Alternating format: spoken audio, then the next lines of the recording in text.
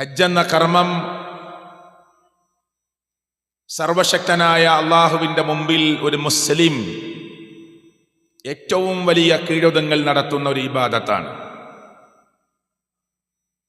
ആ കർമ്മത്തിന് മുസ്ലിം ഉമ്മ പുറപ്പെടുമ്പോൾ അള്ളാഹുവിൻ്റെ അടിമകളുടെ കൂട്ടത്തിലെ മഹത്തുക്കളായ ആളുകളുടെ ഖബറിൻ്റെ മുന്നിൽ ചെന്ന് നിന്നുകൊണ്ട് ഞങ്ങൾ ഹജ്ജ് എന്ന കർമ്മത്തിന് പുറപ്പെടുകയാണ് എന്ന് ഖബറാളികളോട് പറഞ്ഞിട്ട് പോകുന്ന മലയാളികളും അല്ലാത്തവരും ലോകത്ത് ധാരാളമുണ്ട്. പോകുന്നതെന്തിനാണ്? അള്ളാഹിനെ മാത്രം ആരാധിക്കുന്ന, അള്ളാഹുവിനെ മാത്രം ഇബാദത്തിന്റെ എല്ലാ വശങ്ങളും അവന് മാത്രം വെച്ചുകൊടുക്കാൻ, ദീനിന്റെ ഇബാദാത്തുകളുടെ കൂട്ടത്തിൽ ഏറ്റവും പുണ്യകരമായ ഒരു കർമ്മത്തിനു വേണ്ടിയാണ് മുസ്ലിം ഉമ്മത്ത് ഹജ്ജ് എന്ന കർമ്മത്തിന് വേണ്ടി പുറപ്പെടുന്നത്. ഖേദകരമെന്ന് പറയട്ടെ, ദുഃഖകരമെന്ന് പറയട്ടെ, ഹജ്ജിന് പോകുമ്പോഴും ഹജ്ജ് എന്ന കർമ്മം നിർവഹിച്ച് തിരിച്ചു വരുമ്പോഴും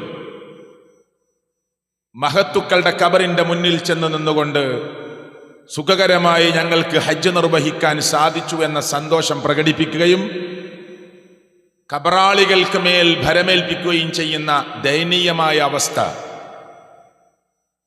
ലോകത്തിന്റെ നാനാഭാഗത്തുമുണ്ട്. ഏതാനും ദിവസങ്ങൾക്ക് മുമ്പ് ദ്വീപിൽ സംസാരിക്കാൻ ചെല്ലുമ്പോൾ അവിടുത്തെ പഞ്ചായത്ത് സ്റ്റേഡിയത്തിൽ സംസാരിക്കാൻ വേണ്ടിയുള്ള ലൈറ്റ് ആൻഡ് സൗണ്ട് സംവിധാനങ്ങൾ നമ്മുടെ പ്രവർത്തകന്മാർ ഒരുക്കിക്കൊണ്ടിരിക്കുമ്പോൾ മഗ്രിബിന് ശേഷമുള്ള പ്രസംഗത്തിൽ അസർ നമസ്കാരം കഴിഞ്ഞ് ആ പരിസരത്തൊന്ന് പോയി നോക്കുമ്പോൾ അവിടെ കുറേ ആൾക്കൂട്ടത്തെ കണ്ടു. സംഘാടകരോട് ചോദിച്ചു, എന്താണ് ഇവിടെ കുറേ ആൾക്കൂട്ടം? അത് ഹാജിമാർക്കുള്ള, ഹജ്ജ് ചെയ്യാനിരിക്കുന്നവർക്കുള്ള യാത്രയപ്പാണ്. എന്നിട്ട് അവിടെ സംഘാടകർ പറഞ്ഞു, ഏറ്റവും നല്ല തൗഹീദിന് വേണ്ടി പുറപ്പെടുന്ന ഈ പാവപ്പെട്ട ഉമ്മത്തിനെ ഷിർക്കിന്റെ കാര്യങ്ങൾ പഠിപ്പിക്കാനാണ് ഈ യാത്രയപ്പ് എന്നത് ഞങ്ങളെ ദുഃഖിപ്പിക്കുന്നു. ദ്വീപിനുള്ളിലുള്ള ജാറത്തിന്റെ മുന്നിൽ ചെന്ന് വിഷയങ്ങളെല്ലാം പറഞ്ഞ് അവിടെ ബരമേൽപ്പിച്ചുകൊണ്ടാണ് യാത്ര തുടങ്ങുക എന്ന ഖേദകരമായ, വിഷമകരമായ അക്കാര്യമാണ് തൗഹീദുള്ള ആളുകളുടെ മനസ്സിനെ വേദനിപ്പിച്ചിട്ടുള്ളത്. ഞാൻ സാന്ദർഭികമായി പറഞ്ഞതാണ്. നിൽക്കട്ടെ, ഹജ്ജിന്റെ കർമ്മത്തെ ഞാൻ ഇവിടെ വിശദീകരിക്കാനല്ല ഈ ഖുത്ബയിൽ ഉദ്ദേശിച്ചിട്ടുള്ളത്. അതിൽ അറഫയിൽ സമ്മേളിക്കുക എന്നത് ഹജ്ജിന്റെ മർമ്മമാണ്. ഇബാദത്തിന്റെ മർമ്മം പ്രാർത്ഥനയാണ്. അദ്ദുആഉ ഹുവൽ ഇബാദ. ഇബാദത്തിന്റെ ആകെ സത്ത പ്രാർത്ഥനയാണ്. എന്നതുപോലെ ഹജ്ജിന്റെ മർമ്മമാണ് അറഫയിൽ സമ്മേളിക്കുക എന്നത്. ഹജ്ജിന് പോയിട്ട് കർമ്മങ്ങൾക്കിടയിൽ അസുഖബാധിതനായി ഹോസ്പിറ്റലിൽ ICUയിൽ കിടക്കുകയാണെങ്കിലും അറഫയുടെ സമയത്ത് ആംബുലൻസിലാണെങ്കിലും അറഫയുടെ മൈതാനത്ത് വന്ന് ആ വണ്ടി നിർത്തിയിട്ട് അതിൽ പങ്കെടുക്കണം, ഇല്ലെങ്കിൽ അവന് ഹജ്ജില്ല. അത്രയും പ്രധാനപ്പെട്ട കർമ്മമാണ് അറഫയിൽ സമ്മേളിക്കുക എന്നത്.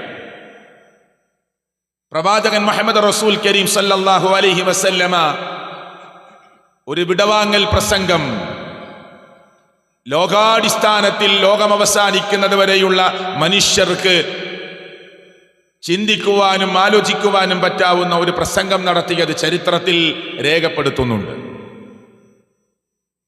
നമ്മുടെ നാട്ടിൽ ബ്രാഹ്മണർ അവർ പൂജയും പഠനവും നടത്തേണ്ടവരാണ് എന്ന് വാദിക്കുന്നവരാണ്.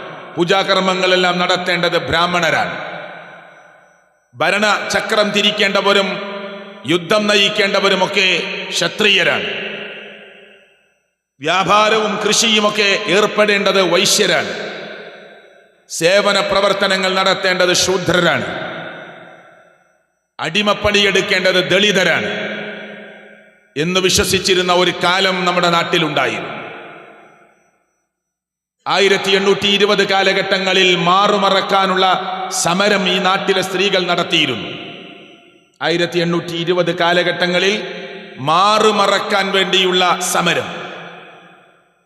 ചാണാർ വിഭാഗത്തിൽപ്പെട്ട സ്ത്രീകൾ, നാടാർ വിഭാഗത്തിൽപ്പെട്ട സ്ത്രീകൾ, അവരൊക്കെ ഒന്ന് മേൽമുണ്ടണിഞ്ഞാൽ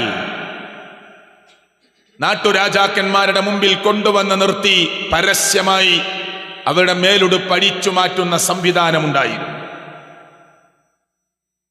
1859 കാലഘട്ടം എത്തുമ്പോൾ രാജ്യത്ത് നിയമപരമായി അത് ശരിയല്ലെന്ന് പ്രഖ്യാപിക്കുകയാണ്. രാജ്യത്തിന്റെ നിയമമനുസരിച്ച് ഇന്ത്യയിലെ എല്ലാ അമ്പലങ്ങളിലും എല്ലാവർക്കും പ്രവേശിക്കാം. അവിടെ ബ്രാഹ്മണരെന്നോ ക്ഷത്രിയരെന്നോ വൈശ്യരെന്നോ ശൂദ്രരെന്നോ ദളിതരെന്നോ 5000-ഓളം വരുന്ന ഉപജാതികളെന്നോ വ്യത്യാസമില്ല. ഇന്ത്യയിൽ ഗവൺമെന്റിന്റെ സർവേ പ്രകാരം ഹൈന്ദവരിൽ നിലനിൽക്കുന്ന ജാതിയെക്കുറിച്ച് പറയുന്നത് 3000 മുതൽ 5000 വരെയുള്ള ജാതികളാണ്. അവർക്കാർക്കും ഇന്ത്യയിലെ ഒരു അമ്പലത്തിലും പ്രവേശിക്കുന്നതിന് നിയമപരമായി തടസ്സമില്ല. പക്ഷേ ഞങ്ങളുടെ അമ്പലത്തിൽ അവർ പ്രവേശിച്ചിരിക്കുന്നു എന്ന അർത്ഥത്തിൽ ഇവിടെ മേൽജാതിക്കാർ മാത്രം പ്രവേശിക്കുന്ന അമ്പലമാണ് എന്ന അർത്ഥത്തിൽ കീഴ്ജാതിക്കാരെ തടയുകയും അതിൻ്റെ മേൽ അക്രമമുണ്ടാവുകയും ഒക്കെ ചെയ്യുന്നത് 1820 അല്ല, 1859 അല്ല, സ്വാതന്ത്ര്യ ലബ്ധിക്ക് ശേഷം അല്ല, ഏറ്റവും അടുത്ത സമയത്ത് പോലും നമ്മൾ കേട്ടിട്ടുണ്ട്. ഞാനിത് പറയുന്നത് അവിടെയാണ് ആ വിടവാങ്ങൽ പ്രസംഗത്തിന്റെ പ്രസക്തി. ഇന്ത്യയെ പോലെയുള്ള ആ രാജ്യത്തിന്റെ ഒരു സ്റ്റേറ്റ് ആകുന്ന കേരളം പോലെയുള്ള നാടുകളിൽ അവിടെയാണ് പ്രവാചകൻ മുഹമ്മദ് റസൂൽ കരീം സല്ലല്ലാഹു അലൈഹി വസല്ലമയുടെ ആ വിടവാങ്ങൽ പ്രസംഗത്തിന്റെ പ്രസക്തി എനിക്കും നിങ്ങൾക്കും വായിക്കാൻ പറ്റുക. ഇൻഷാ അല്ലാഹ് അതിന്റെ പ്രസക്ത ഭാഗങ്ങൾ ഞാൻ പറയും. ഇവിടെ തൊട്ടുകൂടായ്മയുണ്ടായിരുന്നു. ഒരാൾ താഴ്ജാതി മേൽജാതിക്കാരെ ഒന്ന് തൊട്ടുപോയാൽ അശുദ്ധമായി, പിന്നെ കുളിക്കണം. അതിനാ തൊട്ടുകൂടായ്മ എന്ന് പറയുക. തീണ്ടിക്കൂടായ്മ ഉണ്ടായിരുന്നു. തീണ്ടിക്കൂടായ്മ എന്ന് പറഞ്ഞാൽ അടുത്തു വരാൻ പാടില്ല, ദൂരെ നിൽക്കണം. ആ ദൂരെ നിൽക്കുന്ന ആള് മനുഷ്യനാണ്. ഇവിടെ ഇപ്പുറം നിന്ന് സംസാരിക്കുന്നതും മനുഷ്യനാണ്.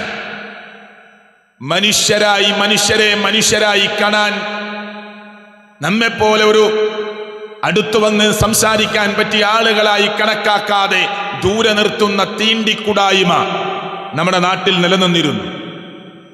പിന്നെ താണ്ടിക്കൂടായ്മയുണ്ടായിരുന്നു. ക്ഷേത്രവടിയിലൂടെ അവർ നടക്കാൻ പാടില്ല, അവർ താണ്ടാൻ പാടില്ല. രാജവീതികളിൽ അവർ പ്രവേശിക്കാൻ പാടില്ല. മേൽജാതിക്കാർ നടന്നു പോകുന്ന വഴി അവർ ഉപയോഗിക്കാൻ പാടില്ല. ഈ താണ്ടിക്കൂടായ്മ നമ്മുടെ നാട്ടിൽ ഉണ്ടായിരുന്നു. പിന്നെ അയിത്തമുണ്ടായിരുന്നു. എന്താ അയിത്തം? ജന്മന അവർ അശുദ്ധരാണ്, അതുകൊണ്ട് വളപ്പിലേക്ക് പ്രവേശിക്കരുത്, അടുത്തേക്ക് വരരുത്, ജന്മനാ ശുദ്ധരാണ്. ഇങ്ങനെ വിശദീകരിക്കുകയാണെങ്കിൽ ഇവിടെ പറഞ്ഞല്ലോ 3000-ലധികം 5000-ഓളം ജാതി ഉപജാതികളുള്ള വിഭാഗങ്ങളെ കുറിച്ച് മണിക്കൂറുകൾ സംസാരിച്ചാൽ മതിയാവില്ല. ഈ രാജ്യത്തെ, നമ്മുടെ രാജ്യത്തെ മഹാഭൂരിപക്ഷം ആളുകളും ഇതിനെയൊക്കെ എതിർത്തവരും ഇത് പാടില്ല എന്ന് വിചാരിക്കുന്നവരുമാണ് എന്ന കാര്യത്തിൽ തർക്കമില്ല. ഞാനിത് സൂചിപ്പിച്ചത് ഈ ഒരു പശ്ചാത്തലത്തിൽ ഇന്ത്യയിൽ എങ്ങനെയാണ് ഇസ്ലാമിന്റെ വളർച്ച ഉണ്ടായത് എന്ന് നിങ്ങൾക്ക് മനസ്സിലാവാനാണ്. അവിടെ 10 പേർ നിസ്കരിക്കുന്നത് കാണുമ്പോൾ കറുത്തവനുണ്ട്, വെളുത്തവനുണ്ട്, പണക്കാരനുണ്ട്, പാവപ്പെട്ടവനുണ്ട്, ഹൈറ്റുള്ളവനുണ്ട്, ഹൈറ്റ് കുറഞ്ഞവരുണ്ട്, അന്നത്തെ മുതലാളിയുണ്ട്, പാവപ്പെട്ട തൊഴിലാളിയുണ്ട്. ഒരേ സൊഫിൽ നിന്ന്, ഒരേ വരിയിൽ നിന്ന് നമസ്കരിക്കുന്നത് ഈ രാജ്യത്തെ മനുഷ്യർ കാണുകയാണ്. എന്തു വലിയ ഐക്യമാണിത്! അവരുടെ കൂട്ടത്തിലെ കറുത്തവരും വെളുത്തവരും പണമുള്ളവരും ഇല്ലാത്തവരും, അന്നത്തെ വിദ്യാസമ്പന്നരും വിദ്യാസമ്പന്നരല്ലാത്ത പഠിക്കാൻ കഴിയാത്തവരും ഒരേ വരിയിൽ ചുമലുകൾ തമ്മിൽ തട്ടി, കാലുകൾ തമ്മിൽ തട്ടി നിൽക്കുന്നത് കണ്ടപ്പോ രാജ്യത്തിലെ മനുഷ്യർക്ക് അത്ഭുതമുണ്ടായി അള്ളാഹുവിന്റെ മതത്തെക്കുറിച്ച്. അത് സൂചിപ്പിക്കാനാണ് ഞാനിങ്ങനെ ആമുഖം കുറിച്ചിട്ടുള്ളത്. പ്രവാചകൻ സല്ലല്ലാഹു അലൈഹി വസല്ലമയുടെ പ്രസംഗത്തിന്റെ പ്രസക്ത ഭാഗം ഇങ്ങനെ തുടങ്ങുന്നു: അയ്യുഹന്നാസ്, ഓ മനുഷ്യരെ, അയ്യുഹന്നാസ് മഅൂ മിന്നി, മനുഷ്യരെ, നിങ്ങൾ എന്നെ ശ്രദ്ധിച്ചു കേൾക്കണം. ഉബയ്യിൻ ലക്കും, ഞാൻ നിങ്ങൾക്ക് വിശദീകരിച്ചു തരാം. ഫഇന്നി ലാ അദ്രി ലഅല്ലി ലാ അൽഖാകും ബഅദ ആമി ഹാദാ. ഈ വർഷം ഞാൻ നിങ്ങളുടെ മുമ്പിൽ നിൽക്കുന്നത് പോലെ ഇനി ഒരു വർഷം നിങ്ങളുടെ മുമ്പിൽ നിൽക്കാൻ പറ്റുമെന്ന് എനിക്ക് അറിയുകയില്ല, കഴിയുമോ എന്ന് എനിക്കറിയുകയില്ല. ഫീ മൗഖിഫി ഹാദാ, ഇതേ സ്ഥലത്ത് ഇനി നിങ്ങളുടെ മുമ്പിൽ എഴുന്നേറ്റ് നിൽക്കാൻ പറ്റുമോ എന്ന് എനിക്കറിയില്ല. എൻ്റെ ആദ്യത്തെ ഹജ്ജാണിത്, ഒരുപക്ഷെ എൻ്റെ അവസാനത്തെ ഹജ്ജുമാവാം. അതുകൊണ്ട് ഈ സ്ഥലത്ത് ഇനി നിൽക്കാൻ പറ്റുമോ എന്ന് എനിക്കറിയില്ല. നിങ്ങളോട് ഇനി ഇങ്ങനെ സംസാരിക്കാൻ പറ്റുമോ എന്ന് എനിക്കറിയില്ല. ഹജ്ജിന്റെ വേളയിൽ മിനായിൽ വെച്ചാണ് ഇദാ ജാഅ നസ്റുല്ലാഹി വൽ ഫത്ഹ് എന്ന അധ്യായം ഇറങ്ങുന്നത്. സഹാബികളുടെ കൂട്ടത്തിലെ പ്രമുഖന്മാർ പറഞ്ഞു, കരഞ്ഞുകൊണ്ട് പറഞ്ഞു, മുത്തുനബി സല്ലല്ലാഹു അലൈഹി വസല്ലമയുടെ ആ അവസാനമെത്തി എന്നതാണ് ഈ ആയത്ത് കൊണ്ട് സൂചിപ്പിക്കുന്നത് എന്ന് പറഞ്ഞുകൊണ്ട് സഹാബത്ത് കരയുകയാണ്. എന്നിട്ട് പ്രവാചകന്റെ പ്രസംഗം ഇങ്ങനെയാണ്: ഇനിയൊരു വർഷം നിങ്ങളുടെ മുമ്പിൽ ഇങ്ങനെ എഴുന്നേറ്റ് നിൽക്കാൻ പറ്റുമോ എന്ന് എനിക്കറിയില്ല. ഇതുപോലൊരാവശ്യത്തിന് നിങ്ങളുടെ മുമ്പിൽ നിൽക്കാനോ ഇതേ സ്ഥലത്ത് നിൽക്കാനോ കഴിയണമെന്നില്ല. അതുകൊണ്ട് എന്നെ നിങ്ങൾ ശ്രദ്ധിച്ചു കേൾക്കണം. യാ യുഹന്നാസ്, ഓ മനുഷ്യരെ, ഇന്ന റബ്ബക്കും വാഹിദ്, നിങ്ങളുടെ റബ്ബ് ഒന്നാണ്. മനുഷ്യരെ, നിങ്ങളുടെ റബ്ബ് ഒരുവനാണ്. മൈക്രോഫോൺ ഇല്ല, ഉച്ചഭാഷണിയില്ല. നമ്മളാകെ ചെറിയ മീറ്ററുകൾക്കുള്ളിൽ ഇരുന്നു കൊണ്ട് ഈ ഞാൻ പറയുന്നത് ക്ലാരിറ്റിയോടുകൂടി കേൾക്കാൻ വേണ്ടിയാണ് ഈ സൗണ്ട് സംവിധാനം ഇവിടെ വെച്ചിട്ടുള്ളത്. പ്രവാചകന്റെ ആ വിടവാങ്ങൽ പ്രസംഗം കേൾക്കാൻ മിനിമം 1,00,000 പേരുണ്ട്. മിനിമം 1,00,000 പേർ. അവിടെ മൈക്രോഫോണിന്റെ സഹായമില്ല. പക്ഷെ എല്ലാവരും ആ പ്രസംഗം കേട്ടു എന്നതാണ് ആ സംസാരത്തിന്റെ പ്രത്യേകതയായി പണ്ഡിത ലോകമെന്നുന്ന ഏറ്റവും വലിയ പ്രത്യേകത. എങ്ങനെയെന്നതൊക്കെ കുറെ ചർച്ചകൾ നടന്നിട്ടുണ്ട്. ഏതായാലും എല്ലാവരും കേട്ടു, എല്ലാവരും കേൾക്കുകയാണ്. അയ്യുഹന്നാസ്, ഓ മനുഷ്യരെ, ഇന്ന റബ്ബക്കും വാഹിദ്, നിങ്ങളുടെ റബ്ബ് ഏകനാണ് കേട്ടോ. വ ഇന്ന അബാക്കും വാഹിദ്, നിങ്ങളുടെ ഉപ്പ, നിങ്ങളുടെ എല്ലാവരുടെയും പിതാവ് ഒന്നാണ് കേട്ടോ. അലാ, അറിയണേ, ലാ ഫദ്ല ലി അറബീൻ അലാ അഅജമി, അറബിക്ക് അനറബിയേക്കാൾ ഒരു പ്രത്യേകതയുമില്ല എന്ന് നിങ്ങൾ മനസ്സിലാക്കണം. അറബിക്ക് അനറബിയേക്കാൾ ഒരു പ്രത്യേകതയുമില്ല എന്ന് നിങ്ങൾ മനസ്സിലാക്കണം. വലാ ലി അഅജമീൻ അലാ അറബീൻ, അനറബിക്ക് അറബിയേക്കാൾ, അറബിക്ക് അനറബിയേക്കാൾ, അനറബിക്ക് അറബിയേക്കാൾ, തിരിച്ചും മറിച്ചും പറഞ്ഞു ഒരു പ്രത്യേകതയുമില്ല, ഒരു ഫളിലുമില്ല. വലാ ലി അഹ്മർ അലാ അസ്വദ് വലാ ലി അസ്വദ അലാ അഹ്മർ ഇല്ലാ ബിത്തഖ്വാ, നിറം കൊണ്ട് നിങ്ങൾ ആരും വ്യത്യസ്തരാകുന്നില്ല, കാണാനുള്ള വ്യത്യാസമില്ലാതെ തഖ്വ കൊണ്ടാണ് നിങ്ങൾ വ്യത്യസ്തരാകുന്നത്. റബ്ബിനെ കുറിച്ചുള്ള ഭക്തി കൊണ്ടാണ് നിങ്ങൾ വ്യത്യസ്തരാകുന്നത്. കറുത്തവന് വെളുത്തവനേക്കാളോ, വെളുത്തവന് കറുത്തവനേക്കാളോ, ചുമപ്പ് കളർ കൂടിയവന് മറ്റേതെങ്കിലും ഒരു കളറുള്ളവനേക്കാളോ പ്രത്യേകതയുണ്ട് എന്ന് നിങ്ങൾ ആരും വിചാരിച്ചു പോകരുത്. ഇല്ലാ ബി തഖ്വാ, തഖ്വ കൊണ്ടല്ലാതെ. മനുഷ്യത്വത്തിന്റെ ഏറ്റവും വലിയ പ്രസംഗമാണ് അവിടെ നടക്കുന്നത്. സമത്വത്തിന്റെ ഏറ്റവും വലിയ പ്രസംഗമാണ് അവിടെ നടക്കുന്നത്. വലിയ വലിയ സമ്പന്നരായ ആളുകൾ നിൽക്കുന്ന വേദിയിൽ പ്രവാചകൻ സല്ലല്ലാഹു അലൈഹി വസല്ലമ പറയാണ്, ഇല്ല കൂട്ടരെ, അറബിക്ക് അനറബിയേക്കാളോ, അനറബിക്ക് അറബിയേക്കാളോ, കറുത്തവന് വെളുത്തവനേക്കാളോ, വെളുത്തവന് കറുത്തവനേക്കാളോ വല്ല ശ്രേഷ്ഠതയുമുണ്ട് എന്ന് നിങ്ങൾ ആരെങ്കിലും ധരിച്ചിട്ടുണ്ടെങ്കിൽ ഇല്ല എന്ന കാര്യം നിങ്ങൾ അറിയണം. പ്രവാചകൻ മുഹമ്മദ് മുസ്തഫ സല്ലല്ലാഹു അലൈഹി വസല്ലമ ഈ കാര്യം ഇങ്ങനെ ഉറക്കെ ഉറക്കെ പ്രഖ്യാപിക്കുകയാണ്. യാ യുഹന്നാസ്, എന്നിട്ട് ആയത്തോതുകയാണ് പ്രസംഗത്തിൽ. ഇന്നാ ഖലഖനാകും മിൻ ദക്കരിൻ വ ഉൻസാ, നിങ്ങളെ എല്ലാവരെയും സൃഷ്ടിച്ചിട്ടുള്ളത് ഒരൊറ്റ ആണിൽ നിന്നും ഒരൊറ്റ പെണ്ണിൽ നിന്നുമാണ്. വജഅൽനാകും ശുഊബ, അല്ലാഹു പ്രഖ്യാപിച്ചിട്ടുണ്ട് നിങ്ങളെ കക്ഷികളും പോരാ വഖബായിൽ, ഗോത്രങ്ങളുമാക്കിയിട്ടുണ്ട്. എന്തിന്? ലിതഅറഫു, നിങ്ങളെ തിരിച്ചറിയാൻ വേണ്ടി മാത്രമാണ്. ജന്മനാ ശുദ്ധരാണ് അല്ലേ? എന്നിട്ട് ജാതിയും ഉപജാതിയും വെച്ചുകൊണ്ട് മനുഷ്യരെ വേർതിരിച്ച് നേരത്തെ പറഞ്ഞ പോലെ തൊട്ടുകൂടായ്മ, തീണ്ടിക്കൂടായ്മ, താണ്ടിക്കൂടായ്മ, അയിത്തം ഒക്കെ ലോകത്തെ നിലനിൽക്കുന്ന പ്രിയപ്പെട്ടവരെ, എത്രയോ കാലം കഴിഞ്ഞിട്ടാണ് ഇത് നിലനിൽക്കുന്നത്. അന്നാണ് പറയുന്നത് 1400 വർഷം മുമ്പ്. ഈ സംഭവങ്ങളൊക്കെ നമ്മുടെ രാജ്യത്ത് പോലും നടക്കുന്നത് 1800-കൾക്ക് 820, 840 കാലഘട്ടങ്ങളിലാണ് ശക്തമായി നടക്കുന്നത്. അതുകൊണ്ടാണ് ഞാൻ പറഞ്ഞത്, രാജ്യത്തിന്റെ പശ്ചാത്തലത്തിൽ ഈ പ്രസംഗം ഒരു മാനവികതയുടെ സംസാരമാണ്, ഒരു സമത്വബോധത്തിന്റെ സംസാരമാണ്, സ്ത്രീകളുടെ അവകാശങ്ങൾക്ക് വേണ്ടി നടത്തിയ സംസാരമാണ്, അയൽപ്പക്ക ബന്ധങ്ങളെ ഊട്ടിയുറപ്പിക്കണമെന്ന് പഠിപ്പിച്ച സംസാരമാണ്. നിങ്ങളുടെ അഭിമാനം വലുതാണ് എന്ന് പ്രഖ്യാപിച്ച, നിങ്ങളുടെ രക്തം വലുതാണ് എന്ന് പ്രഖ്യാപിച്ച, അനർഹമായി രക്തം ചിന്തരുത് എന്ന് പഠിപ്പിക്കുന്ന, അഭിമാനത്തെ നിങ്ങൾ പിച്ചി ചീന്തരുത് എന്ന് പഠിപ്പിക്കുന്ന, അവൻ പാവപ്പെട്ടവനാകാം, പക്ഷേ അവന്റെ അഭിമാനത്താൽ കൂട്ടത്തിനിടയിൽ വെച്ച് നിങ്ങൾ അപമാനിച്ചു കളയരുത് എന്ന് പഠിപ്പിക്കുന്ന മാനവികതയുടെ മനുഷ്യത്വത്തിന്റെ പ്രസംഗമാണ് പ്രവാചകൻ മുഹമ്മദ് റസൂൽ സല്ലല്ലാഹു അലൈഹി വസല്ലം നടത്തിയത്. അല്ലേ? മാത്രമല്ല, കുല്ലു വലദി യൂലദു അലൽ ഫിത്ർ, ജന്മന എല്ലാവരും ശുദ്ധ പ്രകൃതിയിലാണ്. ആരും ജന്മന അശുദ്ധരാകുന്നില്ല, ആരും ജന്മന പിടച്ചവരല്ല. എല്ലാവരും ജന്മന ശുദ്ധ പ്രകൃതിയിൽ ജനിച്ചു വീടുന്നവരാണ്.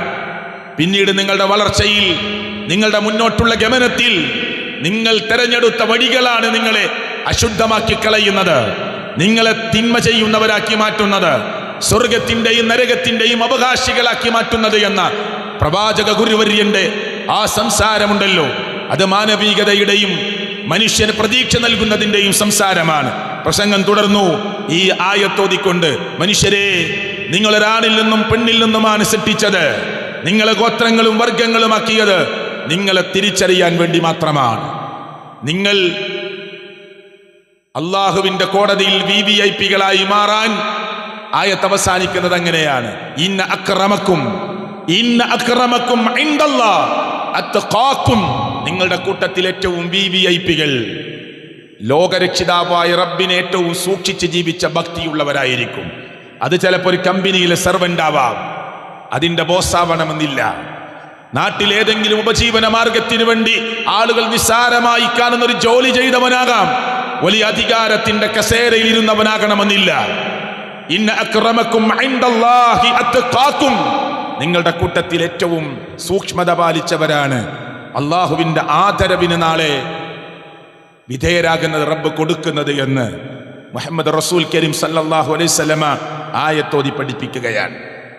എന്നിട്ട് പ്രസംഗം തുടർന്നുകൊണ്ട് പറഞ്ഞു, ഇന്ന ദിമാഅക്കും, നിങ്ങൾ അറിയണം തീർച്ചയായും നിങ്ങളുടെ രക്തം, വ അംവാലക്കും, നിങ്ങളുടെ സ്വത്ത്, വ അഅറാലക്കും, നിങ്ങളുടെ അഭിമാനം, അലൈക്കും ഹറാം, നിങ്ങൾക്കത് നിഷിദ്ധമാണ് എന്ന് പറഞ്ഞാൽ പവിത്രമാണ്. ഒരാളുടെ അഭിമാനത്തെ നിങ്ങൾ കേടുവരുത്തുന്നത് ഹറാമാണ്. ഒരാളുടെ രക്തം നിങ്ങൾ വെറുതെ ചിന്തിക്കളഞ്ഞാൽ ഹറാമാണ്. അതുകൊണ്ട് ഇസ്ലാമിക ഭരണമുള്ള സ്ഥലത്ത് ഒരു മനുഷ്യൻ ഒരാളെ കൊന്നുകളഞ്ഞാൽ, നിയമം കയ്യിലെടുത്ത് ഒരു മനുഷ്യനെ കൊന്നുകളഞ്ഞാൽ തിരിച്ചവന് അതേ അർത്ഥത്തിൽ ഇസ്ലാമിക കോടതി വധശിക്ഷ വിധിക്കുന്നത് അതുകൊണ്ടാണ്. കണ്ണു ചൂടുന്നവനെ അതേ ശിക്ഷക്ക് വിധേയനാക്കുന്നത് അതുകൊണ്ടാണ്. ഒരു മനുഷ്യന്റെ അഭിമാനത്തെയും അവന്റെ രക്തത്തെയും അവന്റെ സ്വത്തിനെയും ഇല്ല സുഹൃത്തുക്കളെ, വെറുതെ അപഹരിക്കാനോ ഏതെങ്കിലും അർത്ഥത്തിൽ അധിക്ഷേപിക്കാനോ ഏതെങ്കിലും അർത്ഥത്തിൽ കൊള്ളയടിക്കാനോ ഏതെങ്കിലും അർത്ഥത്തിൽ നിസ്സാരവൽക്കരിക്കാനോ പാടില്ല. എൻ്റെ വീട്ടിൽ എൻ്റെ ഉമ്മയും വാപ്പയും ഇരിക്കുമ്പോൾ എൻ്റെ വാപ്പയെ ഉമ്മയെ ആക്രമിക്കാൻ ഒരു ടീം വന്നാൽ കിട്ടാവുന്നതെടുത്ത് വീട്ടിൽ കറിയരിയാൻ ഉപയോഗിക്കുന്ന ചെറിയ കത്തി ഉപയോഗിച്ച്, അതേ വിറക് കൊത്താൻ ഉപയോഗിക്കുന്ന കോടാലി ഉപയോഗിച്ച് എൻ്റെ മാതാവിനെയും പിതാവിനെയും ആക്രമിക്കുന്ന സംഘത്തോട് ഞാൻ പോരാടുമ്പോ രാജ്യത്തിന്റെ നിയമമനുസരിച്ച് ഞാൻ ഒരുപക്ഷെ എൻ്റെ വെട്ടുകൊണ്ട് എൻ്റെ അടി കൊണ്ട് മരിച്ചു വീണാൽ ഞാനൊരു കൊലയാളിയായി മാറാം. പക്ഷെ റബ്ബിന്റെ നീതിപൂർവമായ കോടതിയിൽ എൻ്റെ മനസ്സിന്റെ തേട്ടമറിയുന്ന, എൻ്റെ ഹൃദയത്തിന്റെ തുടിപ്പും മിടിപ്പും അറിയുന്ന ലോകത്തിന്റെ രക്ഷിതാവായ റബ്ബ് എന്നെ വായിച്ചുകൊണ്ട് രേഖപ്പെടുത്തുന്നത്, ഒരിക്കലും മനുഷ്യനെ ആക്രമിക്കാൻ തീരുമാനിക്കാത്ത ഇയാൾ മാതാവിനെ രക്ഷപ്പെടുത്താൻ, പിതാവിനെ രക്ഷപ്പെടുത്താൻ പ്രതിരോധ മാർഗത്തിലേക്ക് ഇറങ്ങി അയാളെ തിരിച്ചു തല്ലേണ്ടി വന്നതാണെങ്കിൽ അള്ളാഹുവിന്റെ കോടതിയിൽ അയാൾ ആത്മരക്ഷയ്ക്കു വേണ്ടി ശ്രമിച്ചപ്പോൾ ഒരു മനുഷ്യന്റെ ജീവൻ അയാളുടെ കയ്യബദ്ധത്തിൽ സംഭവിച്ചു പോയതായി രേഖപ്പെടുത്തുകയാണ്. അതാ ഇസ്ലാം. എന്നാൽ നമ്മുടെ അറിവുള്ള നമ്മുടെ കൂട്ടത്തിലെ ഒരാൾ കൊന്നുകളഞ്ഞ് അയാൾ സ്ഥലം വിട്ട് അയാളെ തേടിപ്പിടിച്ച് പിന്നീട് അയാളെ പിടിച്ചു കൊണ്ടുവന്ന് കോടതി ഞങ്ങൾക്ക് പ്രശ്നമല്ല, നിയമം ഞങ്ങൾക്ക് പ്രശ്നമല്ല, പകരം ഞങ്ങൾ ചോദിക്കുന്നു എന്ന് പറഞ്ഞ് അയാളെ ശരിയാക്കി കളഞ്ഞാൽ ലോകത്തുള്ള മുഴുവൻ മനുഷ്യരെയും കൊന്നവനെ പോലെയാണ് എന്ന അതിൻ്റെ ഗൗരവത്തിൻ്റെ ഏറ്റവും വലിയ തോത് അള്ളാഹുവിൻ്റെ ദീന് പഠിപ്പിച്ചു തന്നു. അതുകൊണ്ട് ഇസ്ലാം അത് കൃത്യമായ പ്രകൃതിയുടെ മതമാണ് എന്ന് ഇതിനെക്കുറിച്ച് വായിക്കുന്ന പഠിക്കുന്ന ആളുകൾ പറയുന്നത്.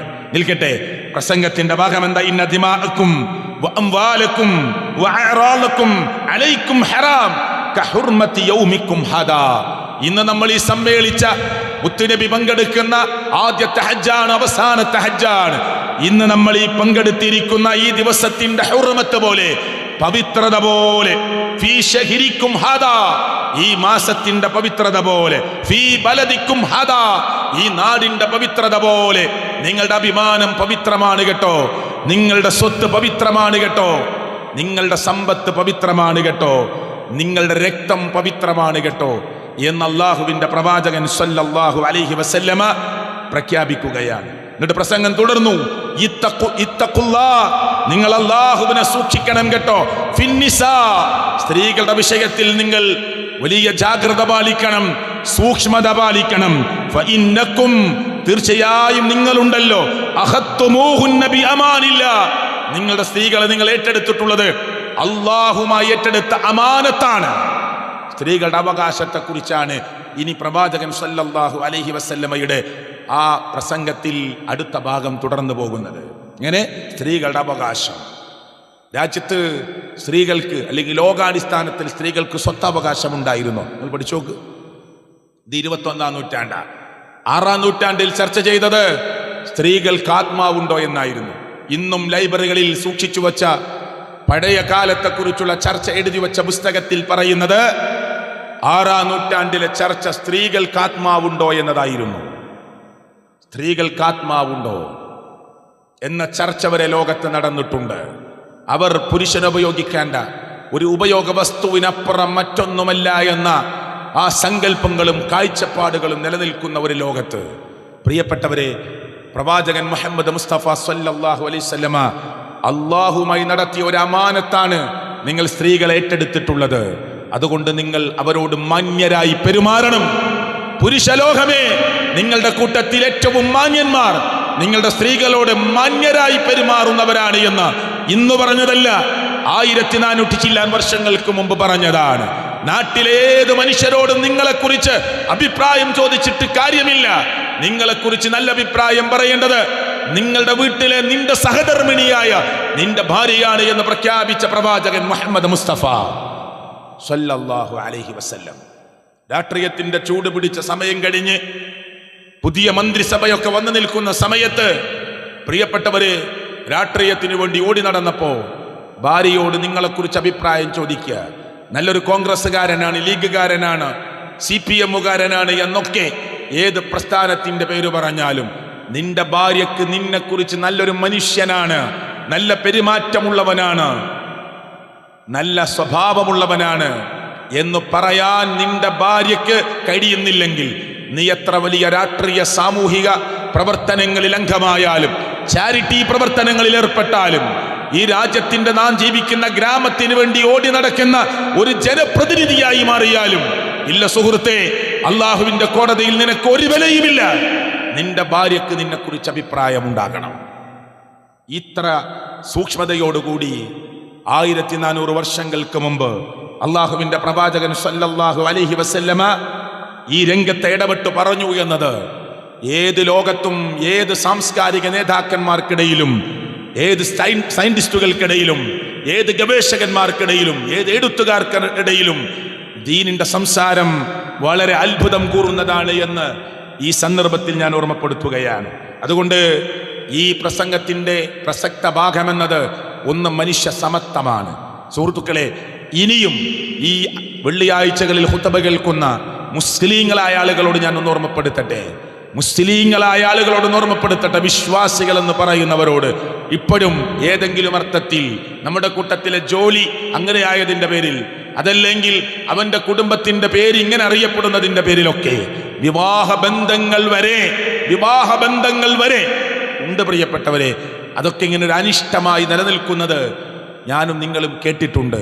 വിരൂപന്മാരിൽ വിരൂപനായ സ്വഹാബി, കാണാൻ ഒരു കോലവുമില്ലാത്ത സഹാബി, ഒരുപാട് കല്യാണങ്ങൾ അന്വേഷിച്ച് നടക്കുന്നില്ലെന്ന് കണ്ട് പ്രവാചകൻ മുഹമ്മദ് റസൂൽ കരീം സല്ലല്ലാഹു അലൈഹി വസല്ലമ അവിടെ ഇങ്ങനെ ചാരി ഇരിക്കുമ്പോൾ ആ സ്വഹാബി ഇങ്ങനെ മുന്നിലൂടെ കടന്നു പോകുമ്പോൾ അള്ളാഹുവിന്റെ പ്രവാചകൻ അദ്ദേഹത്തെ വിളിച്ചു. എന്നിട്ട് ചോദിച്ചു, എന്താ ഈ കല്യാണ കാര്യം? അദ്ദേഹം പറഞ്ഞു, എനിക്കൊക്കെ പെണ്ണ് തരാനാണ്. ആരാ പറഞ്ഞത്? പ്രവാചകൻ സല്ലല്ലാഹു അലൈഹി വസല്ലമയുടെ കാലഘട്ടത്തിൽ ജീവിക്കുന്ന അനുയായിയാണ് പറയുന്നത്. എനിക്കാര് പെണ്ണ് തരാനാണ്. കാരണം അദ്ദേഹത്തിൻ്റെ മുഖവും അദ്ദേഹത്തിൻ്റെ മുഖ രീതിയും രൂപവുമൊക്കെ ആർക്കും ഇഷ്ടപ്പെടാത്ത രൂപത്തിലായിരുന്നു. ചരിത്രം രേഖപ്പെടുത്തുന്നത് വിരൂപന്മാരിൽ വിരൂപനാണ്, കാണാൻ ഒരു കോലല്ല. അതുകൊണ്ട് പെണ്ണന്വേഷിക്കുമ്പോൾ തന്നെ കുട്ടികൾ പറയും, എനിക്ക് വേണ്ട, ഇഷ്ടമില്ലാതെ കല്യാണം കഴിച്ചു കൊടുക്കാൻ രക്ഷിതാക്കൾക്ക് അവകാശമില്ല. അത് ഭംഗി ഉണ്ടോ ഭംഗിയില്ലേ, വലിയ വിദ്യാഭ്യാസമുണ്ടോ ഇല്ലേ, അല്ലെങ്കിൽ സമ്പന്നതയാ അവൻ്റെ കയ്യിലുണ്ടോ ഇല്ലേ, അതൊന്നും വിഷയമല്ല. രക്ഷിതാക്കളുടെ ഇഷ്ടപ്രകാരം ഒരു കന്യകയായ സ്ത്രീയെ അവരുടെ ഇഷ്ടപ്രകാരം മാത്രം അവിടെ അടിവരയിടണം. രക്ഷിതാക്കളുടെ ഇഷ്ടപ്രകാരം മാത്രം കല്യാണം കഴിച്ചു കൊടുത്തുകൂടാ എന്നതാണ് ഇസ്ലാമിൻ്റെ വിധി. മറിച്ച് ആ കന്യകയായ പെൺകുട്ടിയുടെ മൗനസമ്മതമെങ്കിലും ഉണ്ടാകണം. മൗനസമ്മതം ചോദിക്കുമ്പോൾ അവൾ മിണ്ടാതിരിക്കുന്നുണ്ടെങ്കിൽ നിങ്ങൾക്ക് കല്യാണം കഴിച്ചു കൊടുക്കാം. കല്യാണം കഴിഞ്ഞ് വിധവയായ ഒരു സ്ത്രീയാണെങ്കിൽ മൗനം പോരാ, അവൾ നാവുകൊണ്ട് പറയണം എനിക്കത് ഓക്കെയാണ് എന്ന്, എനിക്കത് പറ്റുമെന്നവൾ നാവുകൊണ്ട് പ്രഖ്യാപിക്കണം. അതാ ഇസ്ലാമിൻ്റെ വിധി. ആ കാലഘട്ടത്തിൽ പ്രവാചകൻ സല്ലല്ലാഹു അലൈഹി വസല്ലമ ആ സ്വഹാബിയോട് പറഞ്ഞു, ഈ വഴിയിലൂടെ പോയിട്ട് ഇന്ന വീട്ടിൽ ചെല്ലണം, അവിടെ നല്ലൊരു കുട്ടിയുണ്ട്.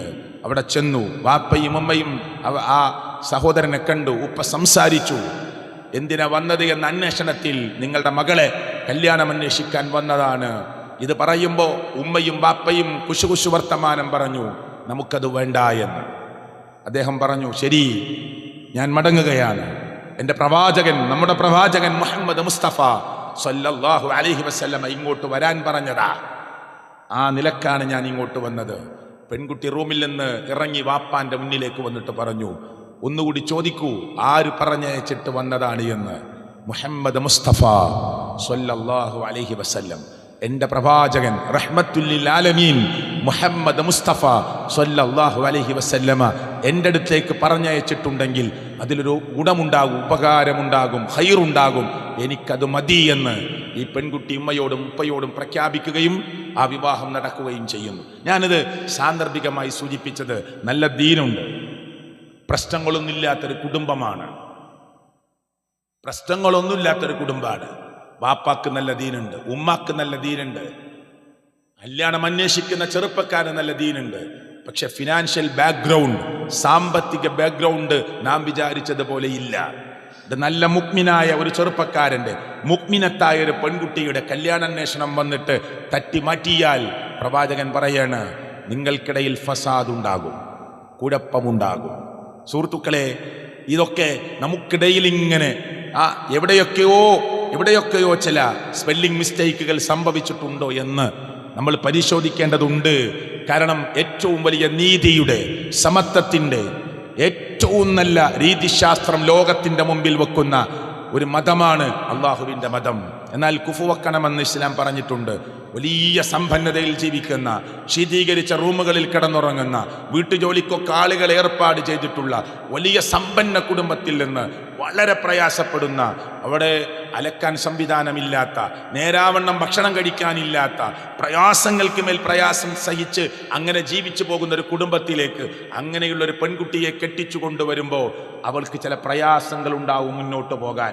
അതുകൊണ്ടാണ് ദീന് പറഞ്ഞത് കുഫുവെക്കണമെന്നത്. അത് അവരോട് ചോദിക്കണം, അവർ സമ്മതിക്കണം. ആ കുഫു ഒത്തിട്ടില്ലെങ്കിൽ ചിലപ്പോൾ അവർക്ക് അവിടെ ജീവിച്ച് മുന്നോട്ട് പോകാൻ പ്രയാസമുണ്ടാകും. അതിനാണ് ഇസ്ലാം ആ കാര്യവും അടച്ചുകളയാതെ അവിടെ ഒരു പഴുതാക്കി അള്ളാഹുവിൻ്റെ ദീന് വെച്ചിട്ടുള്ളത് എന്ന് സാന്ദർഭികമായി മനസ്സിലാക്കുക. പ്രവാചകൻ സല്ലല്ലാഹു അലൈഹി വസല്ലമയുടെ സംസാരം മുന്നോട്ട് പോകുമ്പോൾ പ്രവാചകൻ പറഞ്ഞു, ഇനി സ്ത്രീകളെക്കുറിച്ച് പറഞ്ഞിട്ട് പറഞ്ഞു, 2 കാര്യങ്ങൾ ഞാൻ നിങ്ങളുടെ മുമ്പിൽ വിട്ടേച്ചു പോവുകയാണ്. എല്ലാം 23 വർഷക്കാലം പ്രിയപ്പെട്ടവരെ സംസാരിച്ചതും പറഞ്ഞു കൊടുത്തതുമെല്ലാം ഈ വിടവാങ്ങൽ പ്രസംഗത്തിൽ ഉൾക്കൊള്ളിക്കാൻ പറ്റുമോ? അതിന്റെ മർമ്മമാണ് അവിടെ പറഞ്ഞത്. അവസാനിപ്പിക്കുമ്പോൾ പ്രവാചകൻ പറഞ്ഞു, 2 കാര്യം ഞാൻ നിങ്ങൾ വിട്ടേച്ചു പോവുകയാണ്, അത് നിങ്ങൾ മുറുകെ പിടിക്കണം, എന്നാൽ നിങ്ങൾ പിഴച്ചു പോവുകയില്ല. ഏതാണ് 2 കാര്യം? ഒന്ന് കിതാബുല്ലാഹ്, അള്ളാഹുവിന്റെ ഖുർആനിനെ നിങ്ങൾ മുറുകെ പിടിക്കണം. വസുന്നത്തി, എന്റെ സുന്നത്തിനെയും നിങ്ങൾ മുറുകെ പിടിക്കണം. നിങ്ങൾക്ക് പറ്റുമോ? എങ്കിൽ നിങ്ങൾക്ക് പിഴച്ചു പോകാത്ത ടീമുകളായി മുന്നോട്ട് പോകാം. എന്നിട്ട് പ്രവാചകൻ ചോദിച്ചു, ഞാൻ നിങ്ങൾക്ക് എത്തിച്ചു തന്നില്ലയോ സഹാബ? ഞാൻ നിങ്ങൾക്ക് എത്തിച്ചു തന്നിട്ടില്ലേ ദീനിനെ? എല്ലാവരും ഉറക്കെ പറഞ്ഞു, ബലാ യാ റസൂലല്ലാഹ്, നിങ്ങൾ എത്തിച്ചു തന്നിട്ടുണ്ട്. അപ്പൊ പ്രവാചകൻ പറഞ്ഞു, എങ്കിൽ ബല്ലിഗ ഷാഹിദ്, ഇവിടെ വന്നവർ, അൽ ഗായിബ്, ഇവിടെ ഇല്ലാത്തവരിലേക്ക് എത്തിക്കണം. അൽ ബിദായ വന്നിഹായ എന്ന ഇമാം ഇബ്നു കസീർ റഹ്മത്തുള്ളാഹി അലൈഹിയുടെ വോള്യങ്ങളുള്ള ചരിത്ര ഗ്രന്ഥത്തിൽ രേഖപ്പെടുത്തുകയാണ്, ആ പ്രസംഗം കേൾക്കാൻ ചില ഒട്ടകങ്ങൾ ഇങ്ങോട്ട് ചരിഞ്ഞിരുന്നു. എവിടെയാണോ നിൽക്കുന്നത്? കുറെ ഒട്ടകങ്ങൾ ഇങ്ങോട്ട്, കുറെ കുതിരകൾ ഇങ്ങോട്ട്, കുറെ ഒട്ടകങ്ങളും കുതിരകളും പ്രവാചകന്റെ നേരെ, ആ കുറെ ആളുകൾ ആ സൈഡിലേക്ക് ഒക്കെ നിന്നിട്ടുണ്ട്. അതെങ്ങനെ നിറഞ്ഞു നിൽക്കുകയാണ്. എവിടേക്കാണ് ഒട്ടകങ്ങളും കുതിരകളും കഴുതകളും ഒക്കെ തിരിഞ്ഞു നിന്നത്, അതേ റൂട്ടിലേക്ക് അവർ ആ ഒട്ടകങ്ങളെ തെളിച്ചു മുന്നോട്ട് പോയി. ഏത് കേട്ടപ്പോ? പ്രസംഗം നിർത്തി പ്രവാചകൻ അവസാനിപ്പിക്കുമ്പോൾ പറയാണ്, ഇവിടെ വന്നവർ വരാത്തവർക്കെത്തിക്കൂ ഈ സന്ദേശത്തെ, ഇവിടെ വന്നവർ വരാത്തവർക്കെത്തിക്കൂ ഈ സന്ദേശത്തെ, നിങ്ങൾക്ക് ബാധ്യതയുണ്ട് എന്ന് പറഞ്ഞപ്പോ അവർ ആ ഒട്ടകങ്ങളെ തെളിച്ച് യാത്ര തുടങ്ങി.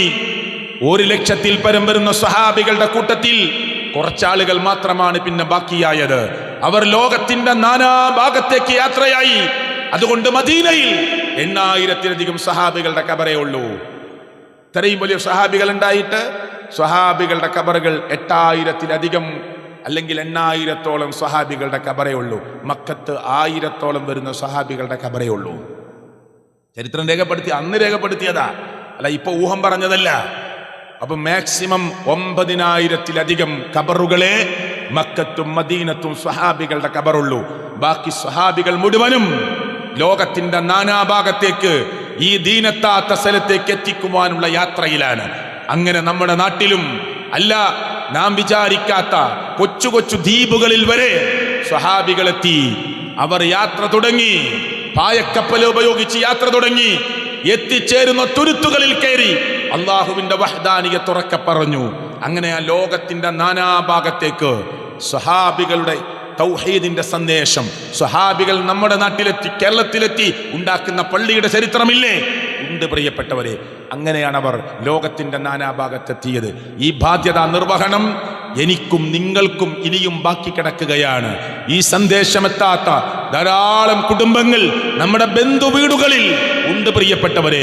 റബ്ബിന്റെ വഹദാനിയത്തറിയാത്ത, അള്ളാഹുവിന്റെ വഹദാനിയത്തറിയാത്ത, ഏകദൈവ വിശ്വാസമുണ്ട് എന്നറിഞ്ഞാലും അതിന്റെ ശാഖോപശാഖകളിലേക്ക് ഇറങ്ങിച്ചെല്ലാത്ത, ഷിർക്കിന്റെ വഴികൾ അടഞ്ഞു പോയിട്ടില്ലാത്ത, ബിദ്അത്തുകൾ ജീവിതത്തിലേക്ക് കയറി വരുന്ന, അന്ധവിശ്വാസത്തിന്റെ മാറാപ്പുകൾ പേറി ജീവിക്കുന്ന, അതേ തൊട്ടതിനും പിടിച്ചതിനുമൊക്കെ എന്തൊക്കെയോ വസ്വാസുകൾ കടന്നു വരുന്ന, ഇതൊക്കെ ശരിയാണ്, ഇത് ശരിയല്ല എന്ന നിലക്ക് ശരിയായതിനെ ശരിയല്ലാതെയും ശരിയല്ലാത്തതിനെ ശരിയായും കാണുന്ന രീതിശാസ്ത്രം നമ്മുടെ മുസ്ലിം വീടുകളിൽ ബാക്കി നിൽക്കുന്നുണ്ട്.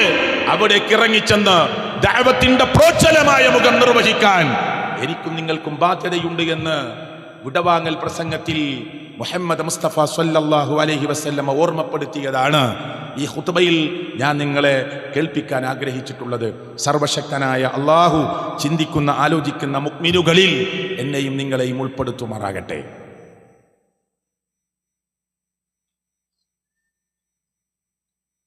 അൽഹംദുലില്ലാഹ് വസ്സലാത്തു വസ്സലാമു അലാ റസൂലില്ലാഹ് വഅലാ ആലിഹി വസഹ്ബിഹി അജ്മഈൻ. ഇത്തഖുല്ലാഹ് ഉസിക്കും അവ്വലം സാനിയം ബിത്തഖ്വല്ലാഹ്. രണ്ടാമതും നിങ്ങളെ അള്ളാഹുവിനെ സൂക്ഷിക്കണേ എന്ന് എന്നോടും നിങ്ങളോടും വീണ്ടും വീണ്ടും ഓർമ്മപ്പെടുത്തുകയാണ്. അറഫയിൽ ആളുകൾ സമ്മേളിക്കുമ്പോൾ നമുക്ക് നോമ്പെടുക്കണം. ദുൽഹിജ്ജ 9-നാണ് അറഫ. ദുൽഹിജ്ജ 9-നാണ് അറഫ. അതുകൊണ്ട് ദുൽഹിജ്ജ 9 നമുക്ക് നാട്ടിൽ എന്നാണോ അന്ന് അറഫയെ സ്മരിച്ചുകൊണ്ട് നാം നോമ്പെടുക്കുകയാണ്. റസൂൽ കരീം സല്ലല്ലാഹു അലൈഹി വസല്ലം പറഞ്ഞു, നബി ഖതാദ അന്ന നബിയ സല്ലല്ലാഹു അലൈഹി വസല്ലം ഖാല സിയാമു യൗമി അറഫ, സിയാമു യൗമി അറഫ, അറഫ ദിവസത്തിന്റെ നോമ്പ്. ഇന്നി അഹ്തസിബു, ഞാൻ വിചാരിക്കുകയാണ്, പ്രതീക്ഷിക്കുകയാണ്, അലല്ലാഹ്, അല്ലാഹുവിനെ തൊട്ട്, അല്ലാഹുവിന്റെ അടുക്കൽ നിന്ന് ഞാൻ പ്രതീക്ഷിക്കുകയാണ്.